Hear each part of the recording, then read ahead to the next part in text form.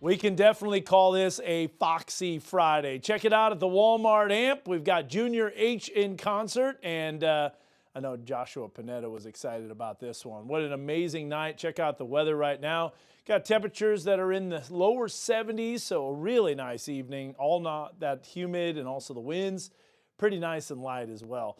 Well, you can tell Harbor High School doesn't have a home game tonight. It's amazing the difference of the vibe or the atmosphere, but there is a look at Harbor Wildcat Stadium, and it's quiet now. Temperatures are in the mid to upper 60s to lower 70s, 75 in Fort Smith, 72 in Poto. And again, we got Fearless Friday later on tonight with all of your high school football action. Satellite and radar showing a weather system that's off to the west. Got a little cloud cover, a few little pop-ups to our north, but that's it. I mean, it is high pressure dominating the weather forecast over the next several days. Those temperatures are going to climb into the mid-80s tomorrow afternoon. It shows lower 80s, but I think we're going to warm up a few degrees. Models have been a little underdone on the warmth, and temperatures in the River Valley hitting the upper 80s to around 90 degrees. So I do think some 90s will be seen tomorrow. Be ready for that. Here's a look at the future track. Notice the thunderstorm transition. That's because as we go into the early part of next week, a frontal boundary is going to be dropping south, and you'll see that potential for some showers and storms. And you can tell that frontal boundary because look at the northerly flow. Northerly flow shows those streamlines. And remember, if you're wondering which way the wind is coming from, well, that's the direction of the wind. So it's always the direction the wind is coming from. So if you're looking to the north, you're getting hit in the face with the northerly wind. That's a northerly wind. So there you go. And you'll see here on the future track as we go throughout the rest of the week, those winds are going to be out of the east-northeast. So that's going to drop the temperature somewhat. Then that high pressure system shifts off to the east.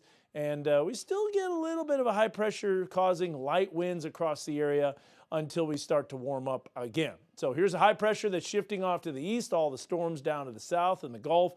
There was a chance of some development just to the east of Florida.